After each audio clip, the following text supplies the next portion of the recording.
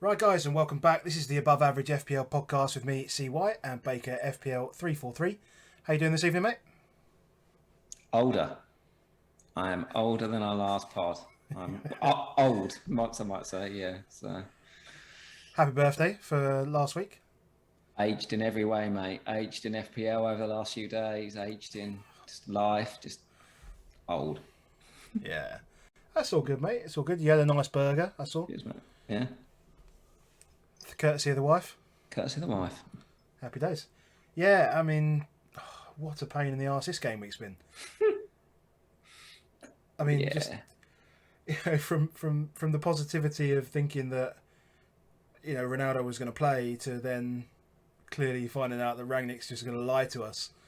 Yeah. These new managers, they get one chance to prove in a presser whether they're trustworthy or not, and that is a for me now. Just Yeah, it is. It is.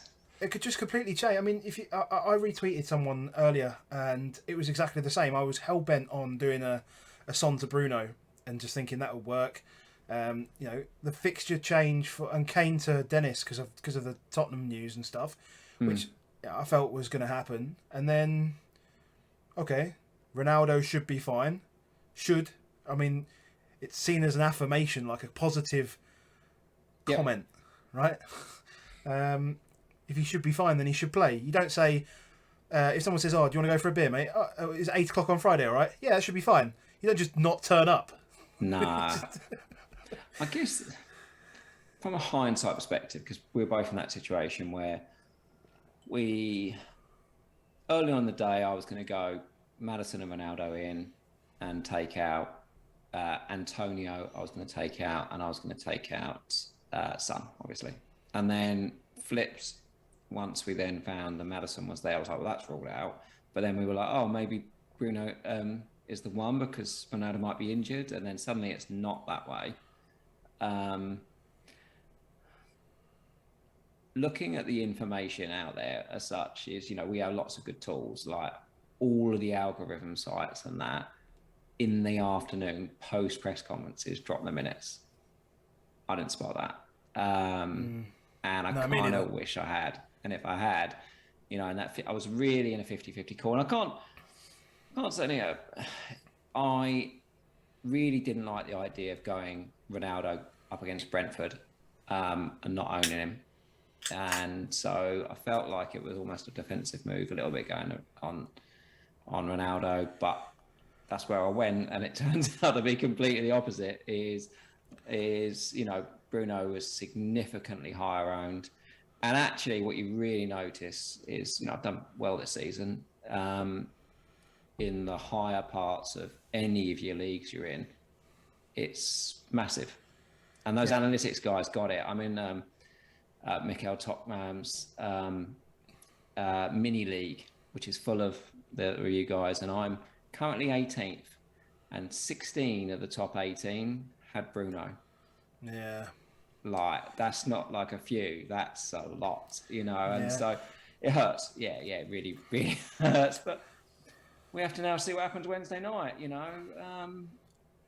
Well, that's it. I'm in a quandary as to whether I want Ronaldo to play now because, I mean, the thing is, I've got Trent as my vice captain. So, because I was considering Trent as captain, but I've got Trent as my vice, and I'm quite happy with getting another 10 points for him. But you said it earlier. You were like, yeah, but if Ronaldo doesn't play, Bruno could go off again, and then that's a problem. So I don't know whether, and I don't get anything from Trent's point. Well, I suppose I do.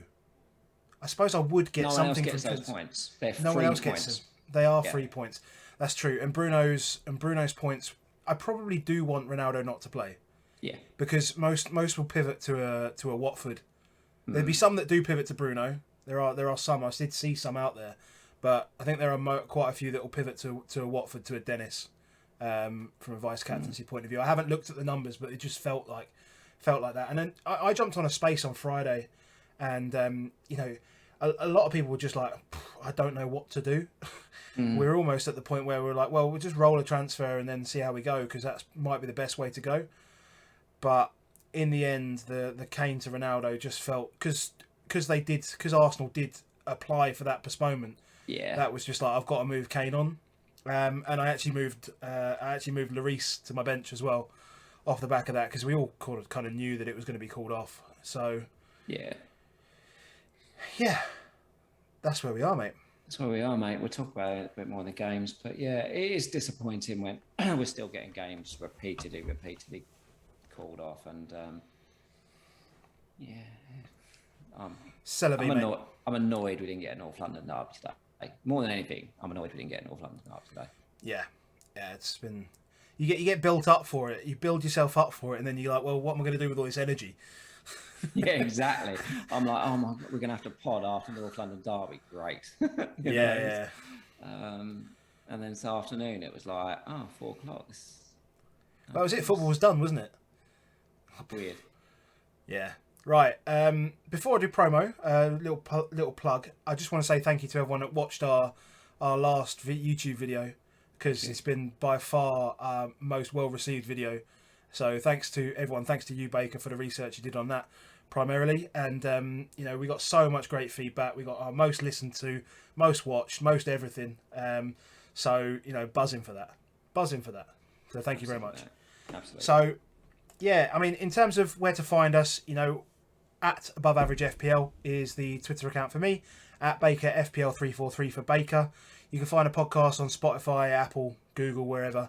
As you know, we're on YouTube as well, so that's youtube.com/Above Average FPL. And you'll notice something new today.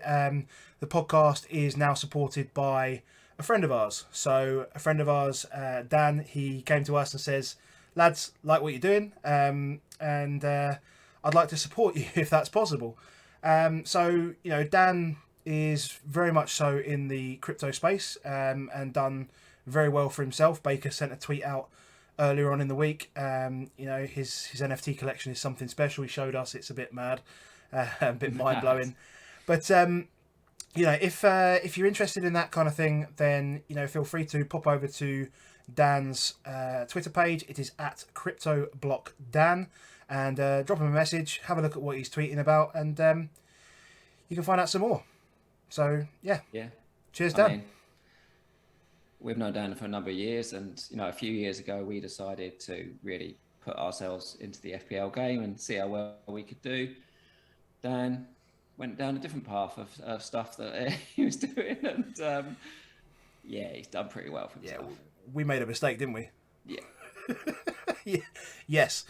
So yeah, we've said it many times. Why don't we just do what Dan's been doing for like?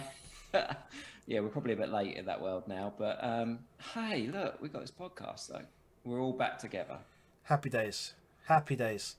Cool. So we are midweek, but do you want to talk teams quickly?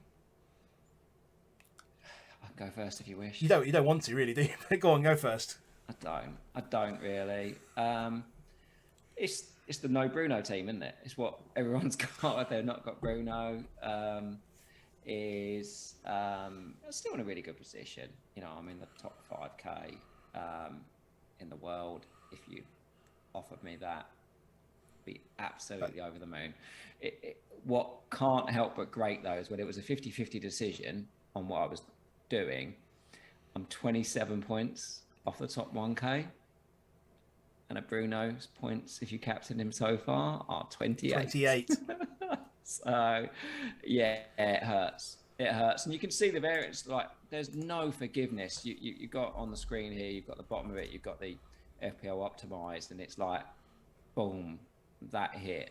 And then I'm just flatlined.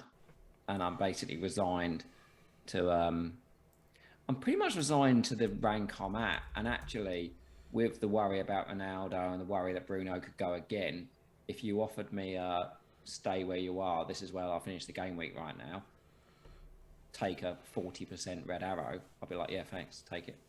Yeah, it's funny you said that about that number of points. It's just made me jump onto live FPL.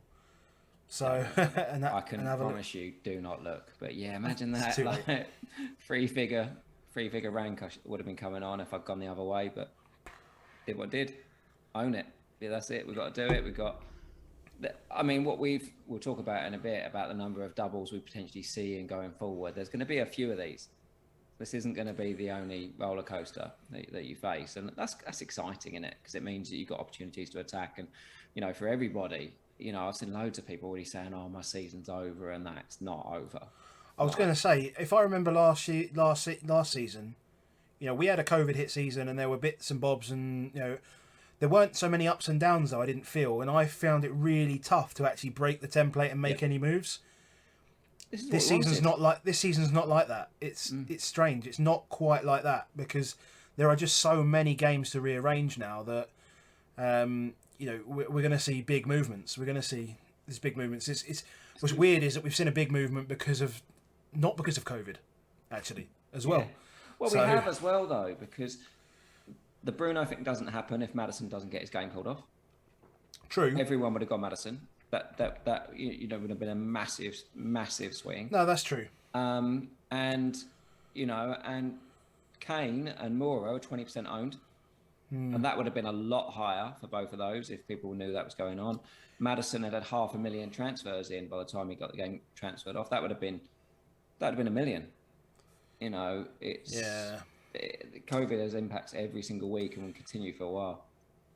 Fair enough. So me, let's just move on to me. So, I've done all right, actually. My back line's done all right, apart from Dawson missing that massive chance earlier on today. I got a double City defence. I was pretty happy with that. That was Laporte came in because Lowton only had a single.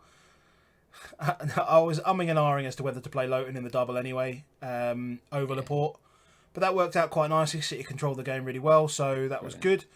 Trent as my vice. Now I've just got the normal jazz. I'm a bit disappointed by, Everton that Everton was so disappointing that Rafa got sacked. So, having good. Gray and Calvert-Lewin, good. Need that bounce. Don't want to transfer him out with that. We need that bounce. Although at the same time, I'm like, I was definitely going to go Calvert-Lewin to Watkins. Now what do I do? Yeah, it causes a bit more doubt, doesn't it? Bounce. Bit of a problem there. But no, I'm up at like 49 points at the moment, just touching on the top 100k. And looking at my live FPL, if I'd have done the Bruno move, I'd have been just basically, I would have been in the top 50k. Yes, it's a biggie, and potentially more. I don't think any of us are thinking that Ronaldo is outscoring him Wednesday night. I don't think any of us are thinking that way. So, again, it's as you say. I mean, it depends on what happens in the way they set up and the way they play. Because a lot of people were saying, and I think quite rightly actually, that Ronaldo, not that Ronaldo's a problem as such, but because he sucks all the ball to him, there's just, and he takes the spaces. We said this earlier. We said this like 10 weeks ago. 10, 12 weeks ago. Like, Ronaldo's in those spaces that Bruno used to run into. Guess where Bruno ran into for his second goal? Like, he doesn't make that run if Ronaldo's there. He just doesn't make it. His pressing was good. Yeah. And fine, he was lucky with the first one, but it was just like he took a chance. I don't know whether he takes that chance if Ronaldo's in the box. It's exactly right. The ball probably goes straight in. It's old school shitting points. That's what we used to say it. We used to it. We had it. We got 250 of them last season doing it, Yeah. So, I mean, in terms of my projected at the moment, I mean, I'm looking to be, I was until Bruno came along. You can see that big blue, that light blue dip. Until Bruno came along, I was okay, but I'm going to finish about 5 points behind. So a small red arrow and I'll be okay. I'll be quite happy. If I'm like 120k, something like that, then I'll take it, move on. Double game week's coming up. Let's see how that works. And to be honest, it's a good week for me to stay with the pack at the moment because I'm a couple of chips behind probably everyone else. I'm a free hit behind some people. I'm a wild card behind some people. So I need these weeks where I can just sort of hang around. And then maybe I might loosen up when it comes to like game week 31, 32 and start throwing some punches and see how we get on from there. We'll see. Just stay with the pack until then though. Fun times, mate. So yes, tonight, tonight where are we going to go? So I wanted to rant, didn't I, about postponing games. Cool. Before we do that, then, can we just quickly? I mean, just for anyone that's seen, obviously, there's been another bunch of hacks. And particularly those guys in the top 10k. So if you suddenly have IU holding me long, etc., etc., um, then yeah, that's obviously a problem. So do what you can to make sure that you are as safe as possible. Go change your password, make it something secure. Try and see if you can, make sure it's a different password to your email address. There are rumours that it's it's might not be potentially related to passwords, but do what you can, and then anything outside of your control you can't control. So people will keep hammering on at official FPL to do more. Two-factor authentication, all this sort of good stuff, all this sort of stuff needs to happen. These accounts need to be secure. There's a lot of, we talk about Hall of Fame and stuff like that, and it's like the equivalent of NFL's dynasty, right? Yeah. You maintain these records, and if that happens to you, then the algorithms can't just get rid of a 7 million rank. It just can't do it. So, No. Do what you can, and I'll let you rant now, mate. No, it's what you said. Use a password manager. We're not very good at random. Like, we can say, oh, we're doing something we haven't done before, but we've never read that random. Use something that will generate it for you. Use an email that's separate for your norm, and do what you can, because it's happening more and more. And like you say, two legendary managers. When you look on live FPL, you see the legendary managers. It happened too. That's horrendous when you've had that like a decade in some of these guys, more than that, and it just gets hammered. And it's not getting hammered now. Like everyone knows FPL SWAT and the FPL Twitter community, and he got his 180 point hit. That's not what's happening now. It's a 3,996 point hit. Yep. It's 1,000 transfers, bang. Yeah. It's not like SWAT has done incredible to get from where he was to where he is now. It's just flying. But 180, you can get some respectability.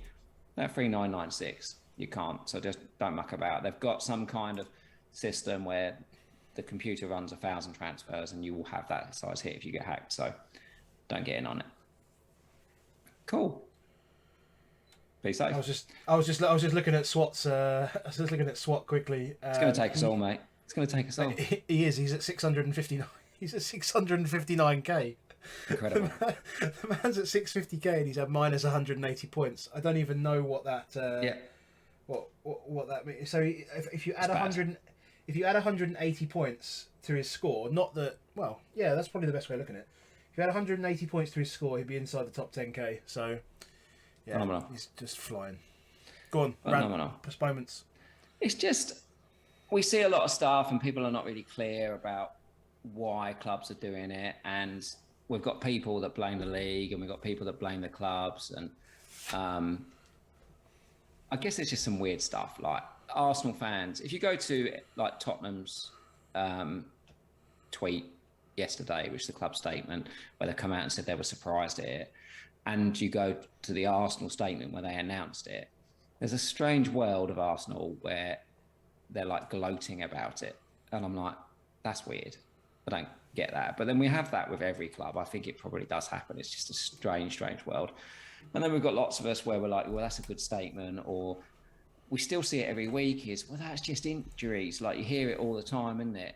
It's like the new clear and obvious nonsense that you hear and all that stuff. But I just wanted to probably draw attention. One is to what the Premier League did in December. So their statement, it's one of the worst statements you can read, in that it doesn't need point one. So let me read you point one. Point one says, when considering making a decision about a postponement, the impact of COVID-19 infections on a club squad. It should stop there on a full stop, as point one is what they've done. Should have stopped there. But we've all got that mate who just talks longer than they should and adds stuff in that just makes things much worse. Well, the Premier League did that because they didn't stop with a full stop. They did a comma. And after the comma, they went, as well as injuries, illness, and those isolating. And you think, okay, so it's COVID plus injuries plus any other illness plus those isolating. And you think, I kind of get it. They still didn't stop with a full stop there. They still thought, we'll have another comma. This sentence isn't long enough. They then go, and the number of players available on the squad list and any under 21s with appropriate experience. So then available comes into it, and that's when AFCONs come in. Yeah. So the first thing was it seemed like it was about COVID, then they lessened it down, and then they said the word available, which also means international duties, suddenly can get lumped in. So we now have anything. And then it's where a club cannot field 13 outfit players and a goalkeeper from either its squad list or its appropriate experience on 21 players, the match will be postponed. So we now have a really long list. What I don't understand is then point 2. Point 2 says, the status of any COVID outbreak within a club include the number of individuals affected, the sequence and source of infections, and their proximity to the match in question. Why isn't point 2 just point 1 and that's it? Like, that's it. Why have you had to repeat it? It's about COVID again. It's like, that was it. Like, yeah, you should have just left that. But as soon as they added in injuries, illness, isolating, available, it opens up the door that people do it. So the Premier League have given a bad statement, which allows clubs to go, hold on, your point 1 says that I can count this one, this one, this one, this one, this one. So you then go, well, are clubs in that position? And we see lots of things like people out there talk about Leeds, don't we? And say, how have Leeds done this and what the issue is? And I had a little look through the squad lists and how they're impacted. So I looked at, and you can just get this off the Premier League website, how many players were registered in September? Now, registered is players over the age of 21. So let me give you a couple of examples that wouldn't be registered. Saka wouldn't be registered. Phil Foden wouldn't be registered. Jacob Ramsey at Villa. Yeah, anybody that is under 21 does not need to be registered in a Premier League squad. But you can register 25 players. Yep. So I looked at how many players each team have got registered. I then looked at how many went through their under 21 list, because they still submit their under 21 list, and checked out how many of those play regularly, or not necessarily looked at do they have any Premier League experiences, what actually does get factored in, but how many of them what's their real squad size, how many players they lost in AFCON, and then what have they done since January. And that's probably the bit where I then get a bit annoyed about Arsenal and why Tottenham made that statement is Arsenal started with 21 players. Yeah. What that means is they could have had 4 extra players in their squad and they chose not to. And I mean, it's not like COVID is a new thing this season, is it? And it's not like AFCON wasn't planned. Exactly. So they knew they were going to lose players. And they knew the African players in their team. They knew the African players in their team, and they still went in with a small squad, an under squad. And one of the reasons that teams go in with an under squad is there's really big benefits of it. There's 2 big benefits of it. Going in with a smaller squad means that more of your younger players get involved in the training with the first team, so you bring them along better. And it also means you're working with a smaller team. You tend to get more cohesion. It's easier to work with people, isn't it? Not so many personalities. Everyone's working, it's manageable. Yep. And then you've got the other big benefit, which is financial fair play. If you work with a smaller squad, you can pay the players that you've got in your squad more money. And that's what City do. So when you look at City only have 19 players in their squad, and then 2 young players. One's Foden, the other one I've put Cole Palmer because he plays regularly. But if you look at City's bench any week, they have 4. It's a litter of like under 19s and stuff like that. Yeah. Yeah, and the reason they do it is because it enables them to meet their financial fair play. If they had more players, they couldn't do it. Because so they have brilliant players, 19 of them, 20 of them include Foden. Brilliant players, and then the rest is kids.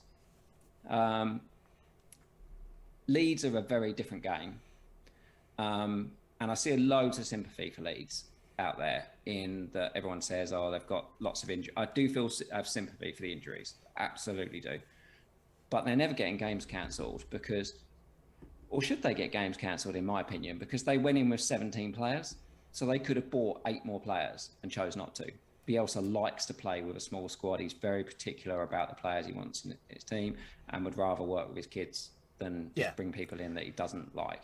That's it. And then the small squads, buy, loan, you can loan players. I mean, you've got the flexibility as well. I mean, the one thing you didn't mention was the flexibility to bring players into the squad if you need to above that age. Because if you have a squad of 25, like many do, it restricts your ability to move players in without moving a player out.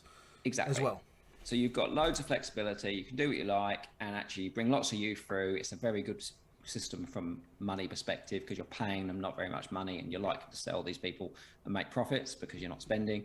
And that's what they're trying to do. They're trying to, get every inch out of their squad that they've got, and they're happy to bring you through and see what they can do from it. So, and the reason why he won't ever get games called off, and he's not trying to either. That's what we should say, is they're not trying to, but it's because they play people every week. Like they brought 3 kids on who you don't know what they look like. I don't know what they look like. I don't know what Bate, who came on today, looks like. Came off, didn't he? Yeah. I think so, and every week these people are coming on and every week they then got the relevant experience. So actually, if we then put in all of the under 21s that have played, their number's about 30. They've actually played 33 different outfield players this season.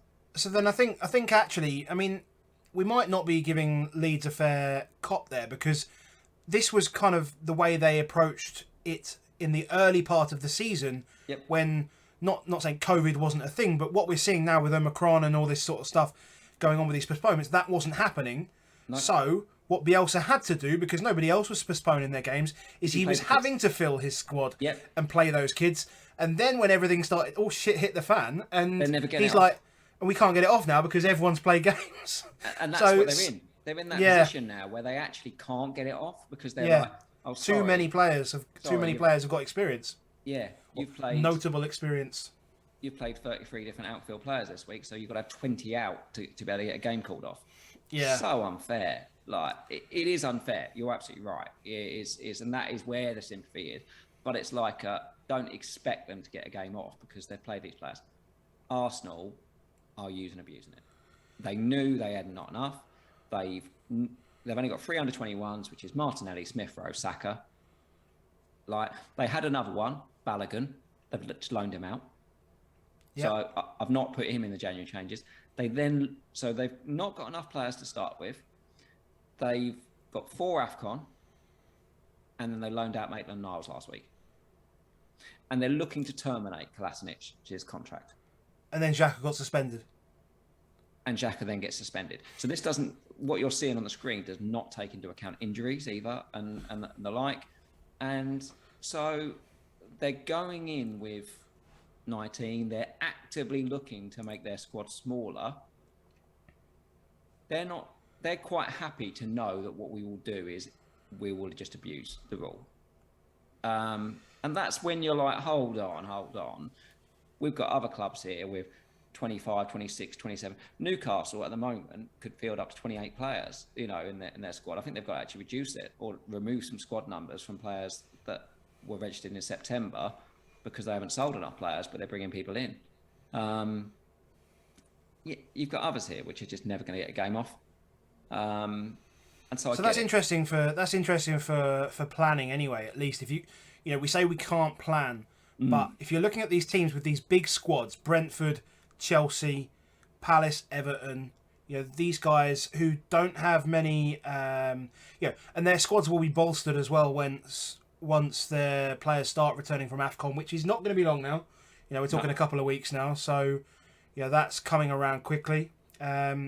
Newcastle, obviously, United, and then obviously Southampton, Tottenham, in theory, shouldn't have games called off.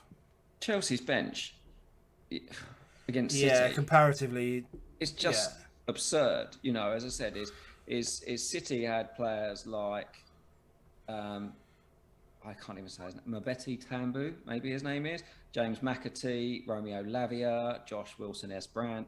City had players like that. Chelsea's bench: Jorginho, Werner, Loftus-Cheek, Saul, Barkley, Mount, Hudson-Odoi, Havertz. Unbelievable. Like, they're never getting a game up. Like that. That is the best. It's the best bench in the league. It's by far the best bench in the league. We There's have no. them There's all. no. Yeah, we take them all. Yeah, true. Apart from Sol, maybe. Yeah, probably. Yeah. So I just wanted to. I mean, this is a bit more football related than FPL related, but it starts to play into our thinking of, well, how likely is a game to get cancelled off? And it's like, well, unless the Premier League come out and change that rule in their wording, come out with a new statement, I think Arsenal can apply for it whenever they want, and I think they'll get it. Yeah. So even after AFCON, they still haven't got that many players, and they're reducing their squad. Yeah. Yeah. Yeah. That's why I mentioned it in terms of planning. So I think bringing it back to FPL, it's just useful to know. So take that, put it in your mind for planning. So games. Decent amount of goals this week. Started off a bit slow, but Brighton were excellent. Good? Really, really good. And yet, the best passage of play in the entire game was that Palace goal. The thing with the goal is, like, it's better because of how good Brighton are. I don't know. I think if you put that goal in light blue shirts in the north-west of England, absolutely. I think people talk about that for weeks, about how well Palace moved, how well they moved the ball, how quickly they moved the ball, and it was a long passage of play. Yeah. And ended in the right way. A great goal from Gallagher. It's not just how quick they went; it's actually the pace on the pass, isn't it? That shows you good coaching, because they literally fire it into feet. And I whenever I see people put the ball quick into people's feet, I always think back to the Tottenham side of it, and I used to think of Asu Okoto. And I remember when we went from having Van der Vaart in the number 10 role to Sigurdsson in the number 10 role, and when Asu Okoto used to bang it to Van der Vaart, he used to just kill it dead and run with it, and then he banged it to Sigurdsson.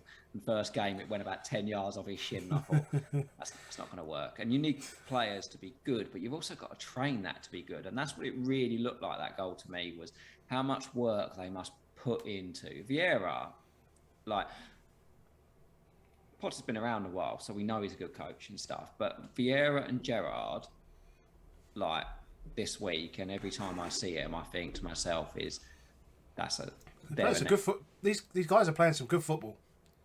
Just brilliant. They are really good football. Next gens of when you're looking at it, you're thinking, wow. And you think about Conte, and you think, well, he was kind of in that mould of how Vieira and Gerrard played as a player, was a real leader, a really good player, and stepped forward, and then did amazing things at Juventus. And you look at Gerrard and Vieira now, and you think these are world-class players that you knew were leaders. And just the way that Gerrard talked about, the way he talked to the dressing room, and Vieira much more quietly spoken about it, and so I don't think necessarily gets the plaudits, but he's a coach. And we'll talk about Villa, but you're going to get that from Gerrard. It's not going to be, you're not going to get anything. No, you're not going to beat around the bush, is he? So, but Vieira, doing a great job, and Potter, they're just very good coaches. I think if you own players from that team, then it's a joy, and we couldn't have worked out better following that as a first game of the game week. Could be with our bonus pod last week. Is Gallagher Gallagher, yeah. Cucurella gets it, and then we get a penalty, save keeper. Happy days. Takes Brilliant. It all. Pleased for Butland in a way. Is. Well, yeah, it was a good interview he had as well. He came out and spoke and said that he was, he believed that he still had the ability to play at the level, and he was happy that he was able to contribute. So fair play to him. I mean, in terms of picking players up, I mean, I think Gallagher's still probably an option. They've got 2 tough games coming up in the next 6, but they're both at home. So I don't think Palace are going to look to roll over. Chelsea's an interesting one as well, though, because they will have just travelled back from wherever in the world they've got their Club World Cup. So I don't think they're going to be at their strongest, at their most energetic. Or is that post? Yeah, no, that'll be 19th of Feb. So I think if you get the Liverpool, well, I mean, and they're playing Liverpool at probably, I don't want to say their weakest, but we're going to go to Liverpool later on. 3-0 wins today, mate. Yeah, it's true. We don't even yeah, talk against a worse defence. Yeah, we're gonna have more double game weeks for other teams. That means that I think we just have to leave Connor for a little while. But he's definitely someone that if opportunity arises, you're not doing badly with having him in your team ticking over, are you? No. City. They're so good. They're so good. They're so good. I mean, they're so good. And I was listening to Pep talk about what they've done compared to what they and Liverpool, in fairness, have done in the last 3 years compared to any other team. They've just stepped the league up beyond anything that the league has seen before. And as you've seen, you said, like, they've got a relatively small squad, which means that Pep is able to work closely with his players, with his squad, and just create this unbelievable chemistry, and just to suffocate teams. And tactically, he's genius. Tactically, he's so good. I mean, the whole game only has like 1.5 XG, as a game. So it's not like a 1-0 win is what it almost should be type things. But when they win 1-0, you just feel like they actually did still batter the team, despite the fact that it was only 1-0 and it could easily turn the other way. And sometimes it does, doesn't it? That Southampton game earlier in the season when they got turned over. But they were a joy that they can just turn that on and play that well in a controlled manner. City. We were going to show a couple of graphics, weren't we, around how they set up, what they did. There you go. Look at this, YouTube Central. But this was something I saw in an article written by a guy called Joel Parker, who wrote for the Between the Posts guys. They do some brilliant pass maps and things. Definitely well worth a follow. But he talked about the way they did their formation, and then they sort of just used a front four to really just push that front five so far back. So Sterling, you saw it early on. He got the yellow card out of Alonso, and he was like, "You're in trouble here." And then Alonso, although could easily have been involved going forward, was just very, very nervous. You could see in the back. Often he was just passing it on to and letting Sarr make the challenge at the back. Then Grealish goes really wide on the left, just takes out that spot. And then De Bruyne and Foden basically play as a pair of number 9s. That was very interesting to see how they are. And it just feels like De Bruyne's the big dog again, doesn't it? How I felt all game, was that De Bruyne's the big dog. And his baseline is showing it. We didn't talk about him last week on the bonus, but it's because his baseline was averaging about 10 for most of the season. And he normally averages about 15 on the baseline, which gives him a really good chance for, if he just scores or even a couple of assists, then he's right up there. But in the last 5 or 6 game weeks it is now, he's averaging bang on 15. So we might have main Kev back. And when I saw these two visuals on the screen, about one is where he was when it was operating, which is that dual number 9. And then when you look at the visualization for the goal, and what you can see is that Foden and Grealish have basically just taken out Silva and Rudiger and pulled them into almost a right back position. And then that just means Cancelo's just got to play that forward ball. And he's got 40 yards to just run where he wishes, really, and just dive inside. As you said, Sterling had already, made his mark on Alonso.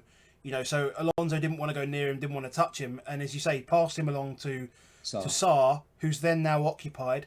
Yeah. De Bruyne obviously playing most of the game the other side of Kante anyway. So, Kante with a last-ditch tackle to try and get something, can't get anything. Silva has to come off his man, and Sarr has to come off his man, try and block Kev, and he just decides, because I think it's Walker that gets down the right-hand side as well. But, and then obviously the finish is the finish.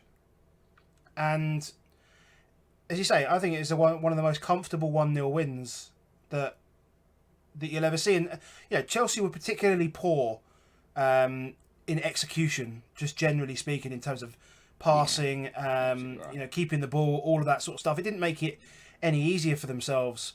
There were quite a few passes that were picked out that were really, really bad. The Lukaku one's the one that stands out, and it's early on the first half. He had such an easy layoff to Alonso, just needed a lay When he tries to reverse pass it to Ziyech. Who's offside, and it's blatantly done almost a decoy run from him. I hate the wing backs when Ziyech's on the team, because he occupies so many spaces that you just don't want him in. I feel like he's just not that clever compared to Mount, who gets in very, very good spaces. Lukaku though, I mean, Tuchel just outright thought, this is my chance. You've been a prick to us. You've then made some bad decisions. I'm going in. And he went in. It was enjoyable. Yeah. Who's next? Who's next? Newcastle, Watford. Yeah. I mean, I watched it because I was just desperately hoping that King would outscore Dennis. But at the end of the game, you were like, wow, that wasn't worth it. Just two not very good teams and stuff. But Dennis was unlucky because of some of the finishing. What I did notice is that João Pedro impact is the fact that they then became a free up top, and Dennis was suddenly King, who we were worried about was basically playing left back. King was very much the number 9, and the other two played off him. So that looks good as a King owner, and I am touching wood now because Tuesday night this might change when they play Burnley, and I think that game goes ahead surely. You'd think so. Apparently, there's a lot of things that they'll be 10 days out by then and there. Because the COVID was for the FA Cup game, so it should be fine by the time they get to this one. I mean, Chris Wood, couple of 50-pence headers. It's a very different player to Callum Wilson, though, isn't it? Yeah, he's slow. He's sluggish. He's not very mobile in comparison. Yeah. Not sure how well that's going to work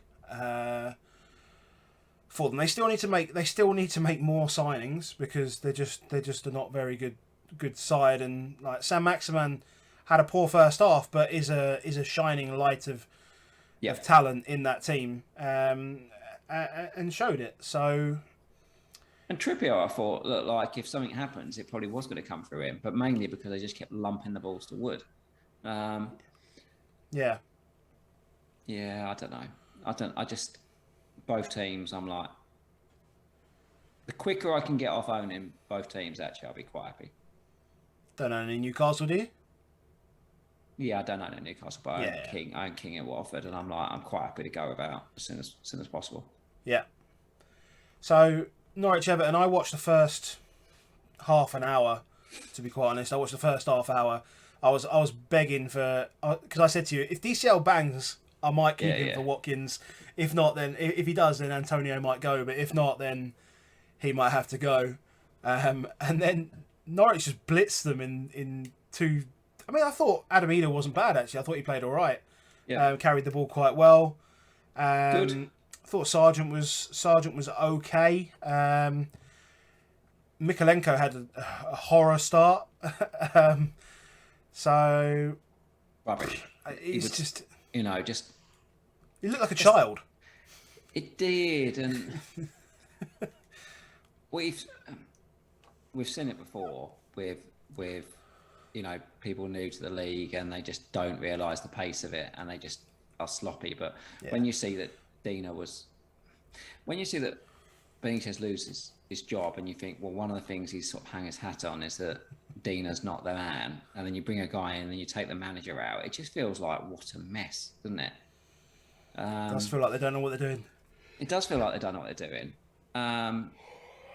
Even the lineup, you look at it and you're like, Everton, you're not good enough to play Gordon and Gray and Calvert-Lewin and Rondon. You're not good enough for that. No. I mean, look, Gray found a lot of space in the first half. I mean, he was probably unlucky not to get something in the first half.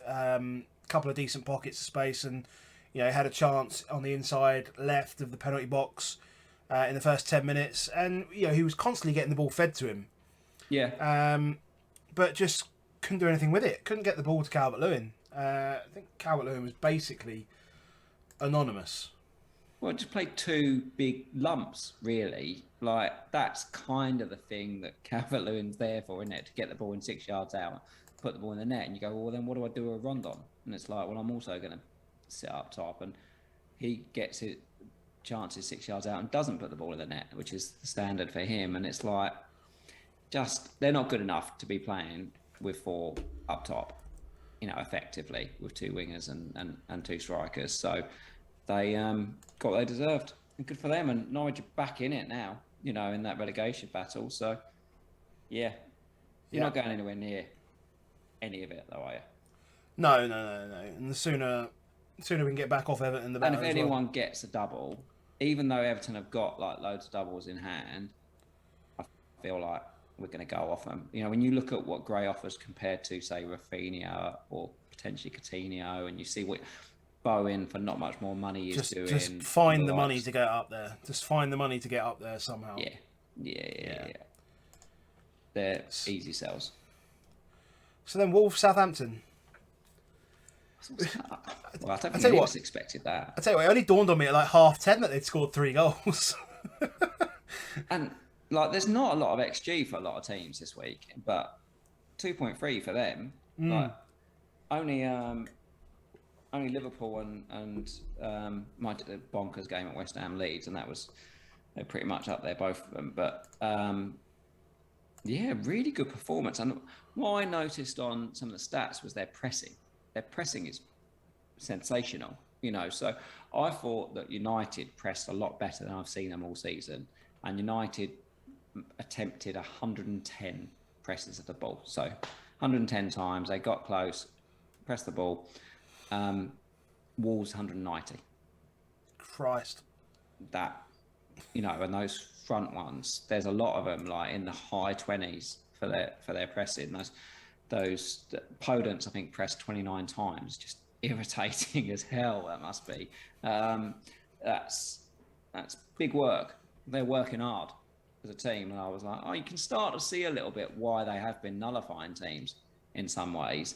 And at some point, that nullifying was going to turn into chances, and it happened against Southampton. So, yeah, I do look at them and think, and I really like Aït-Nouri. If he can absolutely make that his own, that left wing back, the only thing I worry about is Marçal. But I just think he's a very, very, very good player. Very good young player. He monstered the bonus as well, which I know you love. I do love because he takes, tries to take as many set pieces, puts lots of good balls in. He ended up with 2 assists. He's definitely on the radar for that kind of money. And I think the chances that, because it's all focused around Jimenez still at the moment, so the midfield don't get too many chances themselves. No. And it is if you look at even in past weeks, I mean, I was on a wild card. I was on a wild card for my sister's fiance, and I looked at Cody, I looked at Kilman. I thought they were half decent options. I even had Cody written down in the little book where I was trying to work out how to pivot his team, they do get chances. They've got good delivery of set pieces, corners, free kicks, and they've got big men in the box. Cody wins a lot of corners, headers from corners. He loves it as well. He loves it. Then they'll get Saiss back as well. That's... He's definitely on my radar, Saiss, when he comes back. But when you think about it, those front ones, so Jimenez, Podence, Trincao were all well over 20 presses in the game. So they're pushing. They're not going to be doing that many sprints because they're knackered by them because they're doing all the defensive hard work. So then what they rely on is Semedo and Aït-Nouri to get up and cross the ball into almost more static positions where we're not running so much. And Semedo can't cross, so therefore Aït-Nouri actually is a natural feed to get the ball, and it almost becomes a little bit like we see at Cresswell, isn't it, at West Ham, is that almost in the end everyone's working really hard, so in the end give him the ball, cross it in and hope for the best. So Yeah, Yeah. like that. I like him as an option. Be quite a good free kick, wouldn't it? Yeah, a little bit good. He's had a few good. He's quite good at free kicks. Is young James. Say young James. How old is he? Like 26. He's probably quite old now, but he's Is he? good. About 27, maybe. I don't know. I need to check that now. He looks young. Yeah. He looks young, but I mean, he said, didn't he, in the interview, he sort of said, we've been mucking about. I've been whacking a few from distance and thought I'd give it a go. When you watch the way he hits it and you think, is he just trying to hit it or is he actually aiming at the corner? That's what I can't really work through in my brain is does it just naturally end up that kind of way because it moves so much and he just hits it a goal? I think the key is, well, I mean, there must be, scientifically, there must be some way of saying that all you really need to do is hit the target. If you hit the target, then you're going to get movement of X. I mean, they'll analyse that. You'll get movement of X, like 4 yards is what you'll get from where you aim it at and where you hit it at. So if you can hit the target 4 yards inside either post, which is right in the middle of the goal, then it'll move. It moved so much. Yeah. I mean, like, Sarr was unbelievable. I mean, like, what a game he had. Nowhere near it. Just couldn't see it. Just went over the top of it. Must have been Matinho in the wall, like or Neves or something. It just. I mean, when it goes over that guy's head, you assume it's going to land in the middle of the goal. Like, it's going to be there, isn't it? It's going to be like bang. Yeah. So it goes over this guy's head in the middle, and it ends up, well, that side, I suppose, if on YouTube, it ends up there. Like, what the hell? It's just mad. Like, the technique is ridiculous, and the ability to do that, or the fact that the ball allows you to do that is just nuts. And he's doing more, isn't he? That Tom Leach said about the fact of his goals and how more frequent they're happening suddenly, and you're like, he's an asset. We talked about he was like a over 150 point player last season, and is there an opportunity? Which, again, they haven't quite got enough doubles, but. Yeah, but I always get on him at the wrong time, and I probably always get on him for too short a period of time. Yeah. And that's probably the thing about Ward-Prowse is you want him almost season long for it to be worth it. I am absolutely certain that you brought him in for 1 week and took him out last season. It was a double. He got 4 points, and I fucked him off. You did. I knew you'd done it. You just said he's a season keeper. You brought him in and took him out. I'm pretty sure it was game week 19 as well, because that was the double, wasn't it? Was it 19 that was a double? Was it, or was it the 20 was a double? The 24, whatever it was last season. Everyone went when you went Rafinha, when everyone went Bamford. I think it was. I'm sure it might have been that one.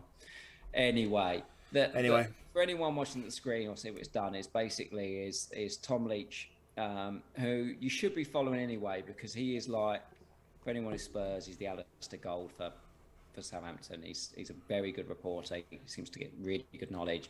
He's always at the press conferences, so absolutely follow Tom.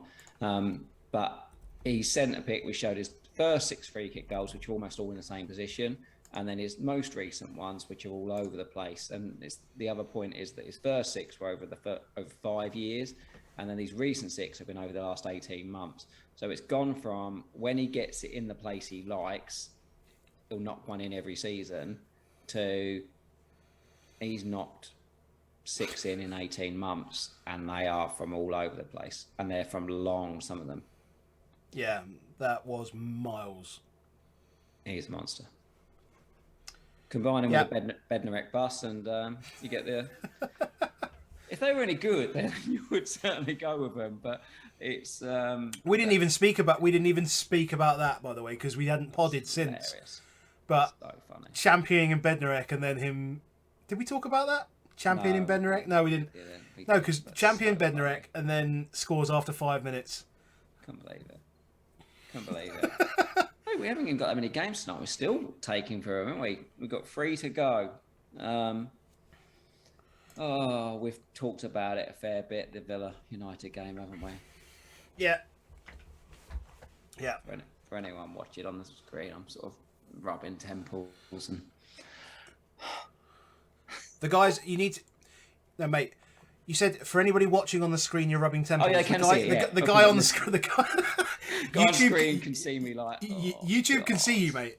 Yeah, it's the audio, it's the guys on podcast, you need to tell what you're doing. Yeah, it does. It does. We'll get there. We'll get there.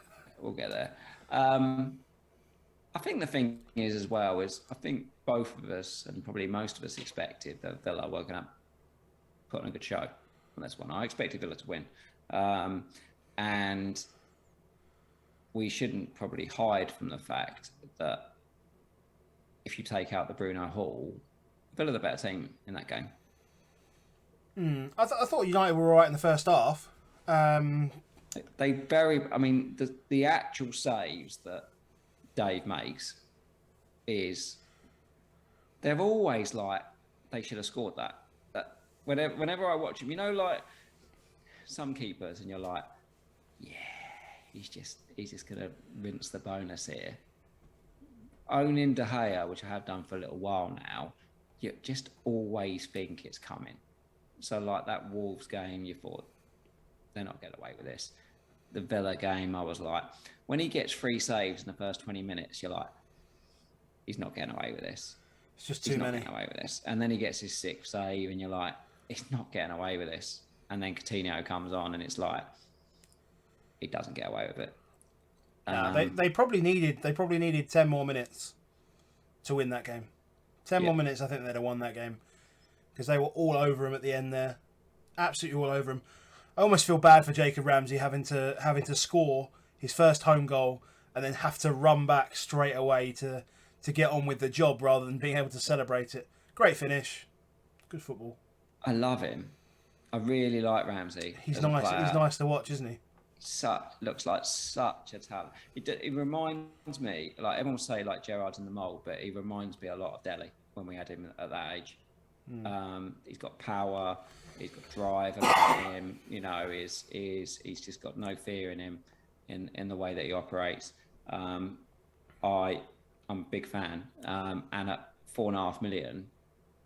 Yeah, he's a star when you look at it. Yeah, he's the best. Yeah, because I don't think you feel like there's nobody in that squad that would oust him either. Actually, well, you think they'd remove Ings for Coutinho before you look at him? I thought he might be the one of them that goes, but I don't see it. The fact that they kept him on, the fact of what he's done, you know, and I think he's absolutely wasted. If you said right, put him alongside Doug in centre midfield, he's more than that. I feel like a front three of Watkins, Ramsey and Coutinho is the way. And Buendia, I thought, was tidier, much tidier than I think I've seen him in it. He looked like... Imagine having a 4.5 million OOP guy in that front three. That's mad. Yeah. You just get him, don't you? I feel like he is that player that is just an easy get. Yeah, I'm going to... And also, for all of us thinking about how do you make sure you've got the funds for Salah, if they get a double, I think I'd be more tempted to get someone like Rafinha and Ramsey than I would necessarily Raf and Coutinho, or Coutinho and Ramsey. I think I'd preference the midfielders. What I did think I saw was from Villa was then... Yeah, Watkins, as much as I like Ollie, he works so well for the team, doesn't he? And it felt more like Ramsey and Coutinho took over the show, and he just plays the I'll help you out role that he's so good at. I'll occupy defenders, I'll create space for everybody else, but what you really want's the selfish man up there. So I think I like the midfield options better than I like Watkins, which I didn't think I've been saying, or I definitely haven't felt like all season, whereas I do look at that now. And I like him more in that forward space than I do the defensive space, which is also something I've not really felt before. But Dina looks the better option of cash to me straight away. If you can afford it, I think there's going to be a lot of Alonso money goes to Dina's way. Don't think that's a surprise, to be honest. That doesn't feel like a surprise. It did feel like he would just settle in there straight away. Yeah, big thing on Target that is though, because can't say Target's done badly for him, but it just shows you Gerrard again. But that's new. It's more new management. I don't think Target's really done anything wrong. No, but he's gone. I want him, and if he wants him, he's playing him. Yeah, exactly. And yeah, fair play from a United front. Yeah, just all the signs are there. What I liked about Bruno, in a way, is that when they were under attack, he was very passive. So he was very much in the centre of the game. When they were building attacks, he was very passive. He was very much in the middle of the park, spraying the ball around. That's different to what we've seen a little bit in that 4-2-2-2. He was more get in the box, do those things. Actually, he's controlling the game. That means from a baseline perspective, you just can't beat him. He got booked Ramsey had the game of his life, and he still gets top bonus because he's mopping up those things that we used to see it, didn't we? You see it get an assist and get top bonus. So from an FPL asset, I actually don't mind him being deeper. It's a bit like Kane. You know, when Kane's deeper, he gets more baseline, and therefore he's almost, when he does it, you can't beat him. Feels like that way with Bruno. He then obviously, like you say, felt like he was a bit more involved in the, no Shaw on the corners. He was taking a lot of short ones with Greenwood, which then actually they're really good for him because he does those nice whips in. It just felt like, although he was in probably good positions less, he doesn't need to be in that many. And then what he did do was, whenever they had the ball, was Cavani didn't have the legs for the run. He was the high presser. The great thing about being the high presser is if the ball turns over, it's immediately a big chance. So again, he didn't do it that often. He only pressed 10 times in the entire game, Bruno. But I bet you noticed it when you watched it and felt like he pressed a lot because he pressed at the right time. And when he did press at the right time, one of those ones paid off and he gets a goal. And I'm like, that's good. Yeah. But we're going to have to look at our teams and work out if he becomes an option.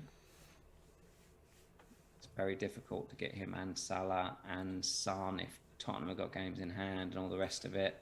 It might just be that this was an opportunity that we've missed. Maybe. I mean, it depends. It depends on, we're going to see what happens midweek, and we're going to see what Rangnick's going to do. I mean, it's just because it's Ronaldo, isn't it? It's just, if it wasn't Ronaldo, you could see a coach going, actually, this is how I want to set up. But like, is he going to bench Ronaldo for the 5 times out of the next 10 games? Well, they didn't win. Regardless of anything else, they didn't win, and they that's need still a problem. to win. And they've got 3 games in 8 days. Cavani ain't playing up top 3 games in 8 days. And that's my hope that actually means Ronaldo does come back in, because they need something. They need players at that top end of the pitch. They need an ugly game where they win 1-0, get the points, and 1-0 game. If they could have a 1-0 game Brentford and Ronaldo scores it and De Gea keeps clean sheet, that's absolutely fine with me. Yeah, no, I'll take it. I'll take that. Yeah. So, right, we haven't got long to cover these last 2 games. Well, I didn't watch Liverpool Brentford, so I'm going to bin that one off and just say that. Neither did I. Yeah, I'm just going to say that Liverpool are good. Liverpool really good. Their fullbacks. I mean, even on free hit, I think I'd have been tempted to have had both their fullbacks. Oh, I think I'd have definitely had both. Yeah, 100% had both. I think I might have got pushed into the old. I think I'd have got sucked in on Alonso rather than Robertson, but I think that was the play, was actually just go both. Magic. They are. And like, one thing that I did notice, and a conversation that I was having midweek, is I was concerned about Jota moving out to that left-hand side, and just about how much that would impact him. And okay, he didn't return today. Still highest XG of any player though out there today, which was from a stats point of view. I mean, he must have been unlucky, I guess. So he didn't watch it. He hit a post from a Trent, would have been a Trent assist, but he did it at the post apparently. Yeah, prick. West Ham Leeds was just comedy. That's bonkers, wasn't it? Absolute bonkers. No defence, just horrificness. If anybody had Harrison, like, just tweet us. Just let us know. Someone let us know. Please. From our bonus thing that we spoke last week, though, Cresswell, mate. So we talked about Trent having the highest baseline in the game at just under 18. So Cresswell's baseline must have been like 30 today. 27. 27. What? In a game where they conceded 3, his baseline was 27. Yeah. 6 for playing, 3 for the assist. 36 points? 9 for the assist, isn't it? Minutes including your baseline. Oh, minutes including your baseline. Yeah. 9 for the assist. 9 for the assist. Yeah. 36. Massive. 36 total. Gets 2 bonus. That's just monstrous. His delivery is so good that Dawson chance gets him free. I think he gets it for the Bowen one as well. Like, I don't really understand if they score that, but I think he still gets like a big chance as well as a off the deflection on that one. No, the goal that Bowen scored. I think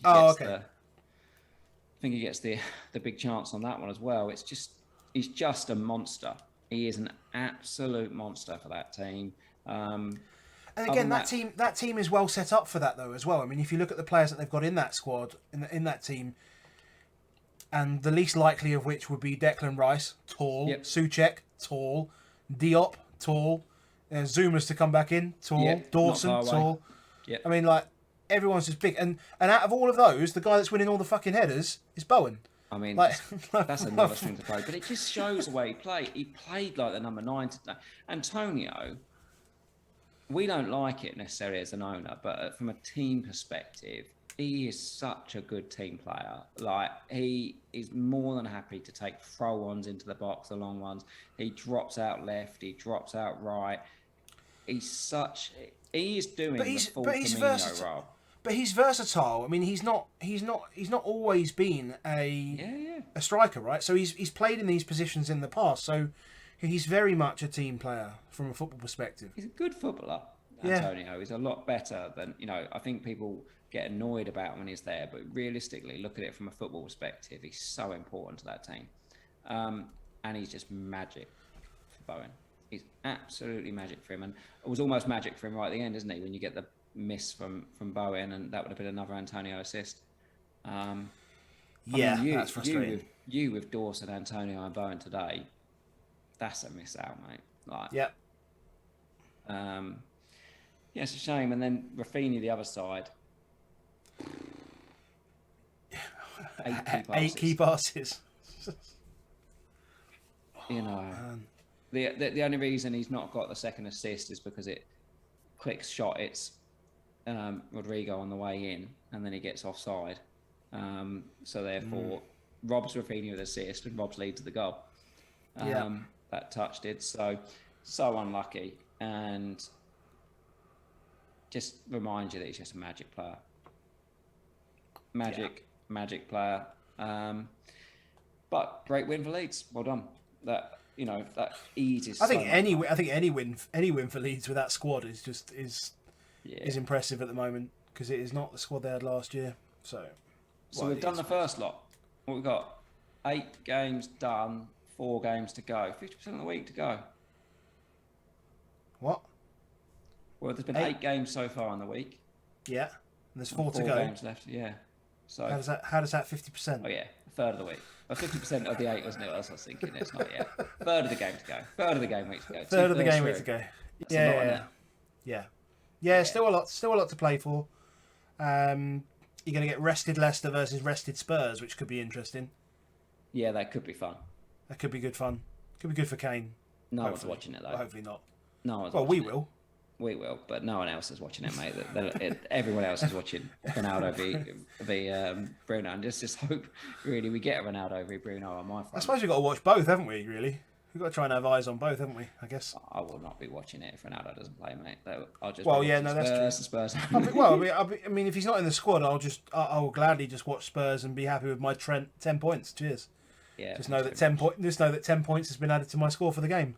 If Bruno gets another 10, then... The worst is if he's on the bench, and it's even worse. Comes on, gets 1. Yeah. Gets booked. Nailed on. That. nailed on. And we don't know at the moment, do we, for next week? On doubles, no. Yeah. No, but I mean, we do have. You mentioned earlier Mikhail Tokvam and his transfer algorithm. Yep. So in terms of doubles for next week, it looks potentially likely.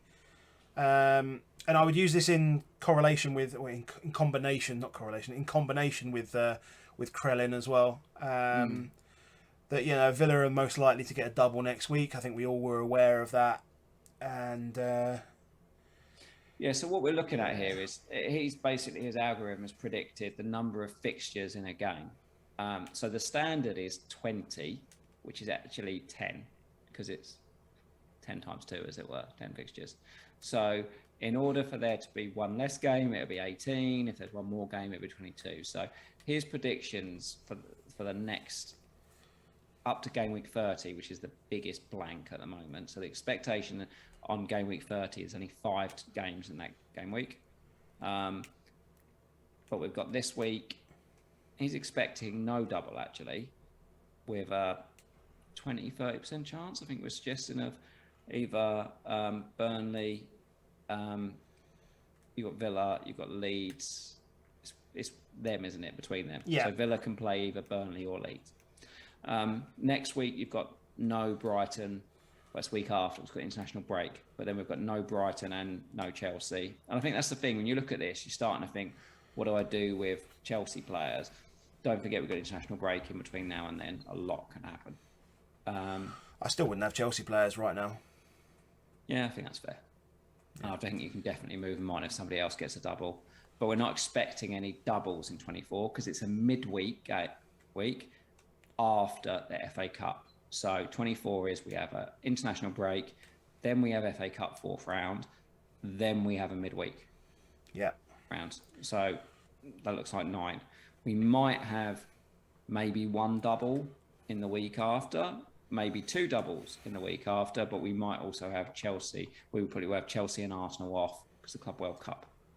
Yeah, but Arsenal might get a game in there. They might have a rearranged fixture. I think I think that's what's being said there. So yeah. 27s, you have a big blank because of and Carabao Cup final, and it's Arsenal, Chelsea, Leicester, Liverpool. So when looking at the players that you're going to bring in, I mean, Leicester almost look like they will double from 28 onwards because they've got some games to make up, but they haven't really got any till then. So I think, that almost points me to don't do Leicester for a little while. But then you start going 28, 29, doubles, potentially like at least 2 doubles in each of those ones. And when you go past 30, there's loads of them on that one. So I think that's the thing that it sort of suggests to me is that we're going to have lots of them where it's like 1 or 2 extras. Yeah, I don't know if that changes the way we might start playing the game a little bit, whether you need to. If there's not doubles, what weeks can you look to roll the transfer? So I'm looking at the moment thinking if I could roll in 24, that's a really good opportunity for me to get and exploit one of the 25, 26 doubles. But I think you've got to really pay attention to what Mikhail's doing, what Ben's doing, and even more so if you've used your chips right now. Yeah, I'm not looking at. I'm trying to avoid using any chips until 30. 30. If I can avoid using a chip till 30, I think 30 feels like the problem I've got with 30 is that a lot of people could dead end in 30 into a wild card, and I can't do that. So I may have to just free hit 30 if the fixtures are all right. And I mean, with Arsenal being in there, I mean that's a decent team at least, as are Villa to an extent. I mean that's annoying almost that they're playing each other.